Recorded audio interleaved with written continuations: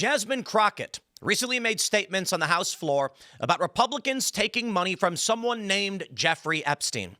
If ever there was a moment to help explain who Jasmine Crockett is and why there are so many individuals that used to be liberals now voting for Republicans, this is it. So I will start this video light and just say, please share this with Democrat or liberal individuals you know. And if you are a Democrat voter or liberal, I ask that you simply listen to a report from CNN. Recently, Bill Maher had a conversation with Patton Oswalt. And Bill Maher is fantastic. He explained that many of these stories do not make it through the blue sky bubble. Now, I know there are many liberals and Democrats that know this and don't care. But I do know that many of you, when given correct information, are smart and will make the right choice. So I ask everybody watching again, please share this video with someone you know that is liberal-leaning or Democrat. This is not to say that you have to change your politics, your policy views, and by no means must you like who Donald Trump is. By all means, please continue to criticize him. However, as long as you are aware of the state of politics in this country on all sides, whatever it may be, then I think we can come to negotiating things that will make the country better and solutions we're looking for. I think it's fair to say everyone's got good reason to basically hate both political parties. Even the Daily Beast is reporting that says Jasmine Crockett's humiliating Epstein blunder. Well, I want to play this clip from CNN for you so you can understand where we are and what Jasmine Crockett thinks and how she behaves.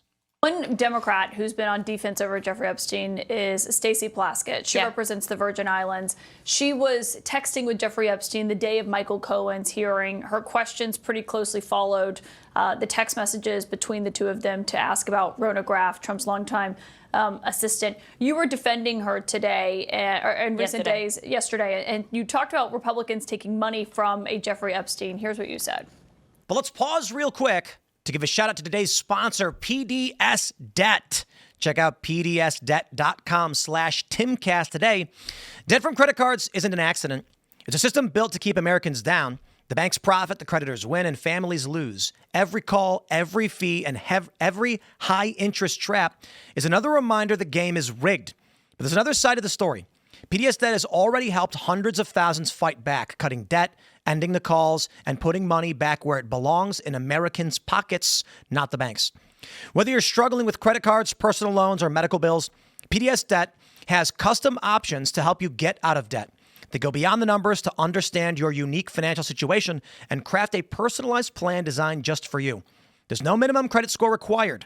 They're here to help you save more, pay off your debt faster, and start putting money back where it belongs in your pocket. PDS Debt is A+ rated by the Better Business Bureau, boasts thousands of 5-star reviews on Google, and holds a 5-star rating on Trustpilot. Why? Because PDS has helped hundreds of thousands of people get out of debt. It's your money. It's your future. Don't let the system decide for you. You're 30 seconds away from being debt-free. Get your free assessment and find the best option for you right now at pdsdebt.com/Timcast. That's pdsdebt.com/Timcast. Who also took money from somebody named Jeffrey Epstein, as I had my team dig in very quickly. Mitt Romney, the NRCC, Lee Zeldin, George Bush, Win Red, McCain Palin, Rick Lazio. You mentioned Lee Zeldin there. He's now a cabinet secretary. He responded and said it was actually Dr. Jeffrey Epstein, who's a doctor that doesn't have any relation to the convicted sex trafficker. Unfortunate for that doctor, but that is who donated to a campaign of his. Do you want to correct the record on the people that Listen, I never said that it was that Jeffrey Epstein. Just so that people understand, when you make a donation, your picture is not there. And because they decided to spring this on us in real time, I wanted the Republicans to think about what could potentially happen, because I knew that they didn't even try to go through the FEC. So my team, what they did is they Googled. And that is specifically why I said a Jeffrey Epstein. Unlike Republicans, I at least don't go out and just tell lies. because it was not the same one, that's fine. But when Lee Zeldin had something to say, all he had to say was it was a different Jeffrey Epstein. He admitted that he did receive donations from a Jeffrey Epstein, so at least I wasn't trying to mislead people. What? Now, have I dug in to find out who this doctor is? I have not. So I will trust and take what he says is that it wasn't that Jeffrey Epstein, but I was not attempting to mislead anybody. I literally had maybe 20 minutes before I had to do that debate. Yeah, but people might see that and say, well, you're trying to make it sound like he took money from I did not know. a registered sex offender. No, but I literally did not know. When you search FEC files, and that's what I had my team to do, I texted them and I said, listen, we're going up. They are saying that she took donations. Right, but someone might say, well, your team should have done the homework to make sure it wasn't the convicted sex trafficker. Within 20 minutes, you could not find that out, not from just doing a quick search on FEC. That's not true because your address is also listed in these FEC records. Now listen, to our Democrat friends, if you heard what she just did, that is even being called out, and you would choose to ignore this, well, then I don't think there's any point in us talking because your interests are not in what's better for this country or electing sound leaders, though it is very hard to do, don't get me wrong. I think anybody who heard what she just did should understand she's lying. She said, here are some people who took money from someone named Jeffrey Epstein. She knew what she was doing, and she knew that most of you would not see this. You'd simply get a clip or a headline, and they'd say, Jasmine Crockett roast Republicans for taking money from Epstein. And who is Epstein? Well, I think I actually have the article here. Dr. Jeffrey Epstein, the Long Island neurosurgeon Jasmine Crockett, confused with notorious pedophile, floats epic revenge he could exact on the Congresswoman. Yeah, he said he'd give her money. Not the craziest of revenge to give her money, but the point he's making is that then she will have Epstein on her record as well, if that's the game she wants to play. Now, I don't think she confused him at all.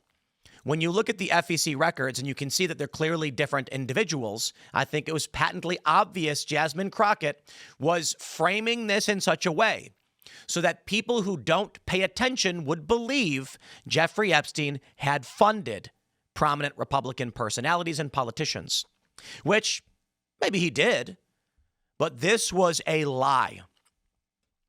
And that's why you can hear it when she says, taking money from someone named Jeffrey Epstein. I can't believe there's more to this video, but there is. So, number one, I made sure that I was clear that it was a Jeffrey Epstein, but I never said that it was specifically that Jeffrey Epstein because I knew that we would need more time to really dig in. Well, Stacey Plaskett was texting the Jeffrey Epstein that we're all talking about. Indeed, she was. You voted against the censure for her to remove her from her committees. You know, we pressed the Minority Leader Hakeem Jeffries on this last night. Maybe you don't think she should be removed from her committees. Correct. But why do so many Democrats seem unwilling to say it's inappropriate to be texting with a registered sex offender about what you're going to ask a witness at a congressional hearing? So I'm not going to necessarily say that that's the case. Now, this is somebody that was a former prosecutor. Now, I haven't sat down and talked about all the specifics of why Stacey was doing what she was doing. I know that when she got up and she spoke, she talked about the fact that this is one of her constituents.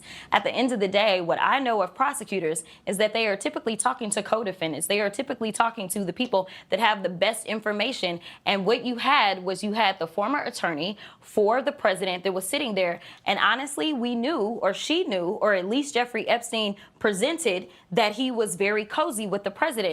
He had more information, registered sex offender or not. The bigger question is, why is it that the president was so cozy with a registered sex offender even after he ultimately ended up with some of his convictions?